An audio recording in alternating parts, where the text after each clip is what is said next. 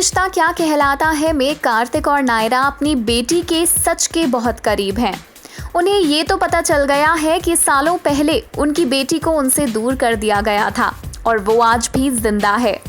कन्या आश्रम तक भी ये दोनों पहुंच चुके हैं, लेकिन इनकी बेटी कौन है, कैसी दिखती है, ये अभी तक कार्तिक और नायरा को पता नहीं लग पाया है। लेकिन आने वाले वक्त में बहुत जल्द कार्तिक और नायरा के सामने एक ऐसा राज खुलेगा जो इनके पैरों तले जमीन खिसका देगा।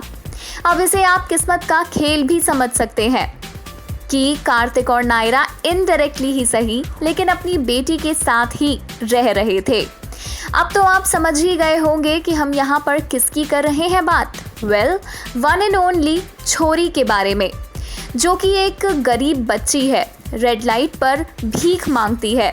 लेकिन उसकी सिचुएशन को देखते हुए नायरा ने कभी उसे खुद से दूर नहीं जाने दिया। छोरी और नायरा का एक बहुत प्यारा बॉन्ड भी हमें देखने के लिए अब तक मिला है और अब बहुत जल्द कार्तिक नायरा को इस बारे में पता चल जाएगा कि छोरी ही असली कायरा है।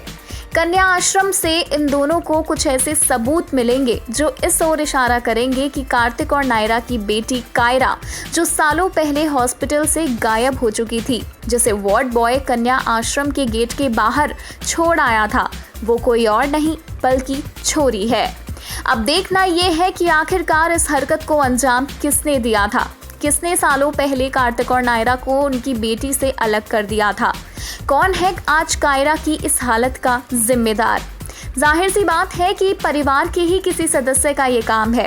तो अब देखना इंटरेस्टिंग होगा कि एक के बाद एक ये खुलासे कैसे होते हैं और असली विलन का सच किस तरह आता है सामने।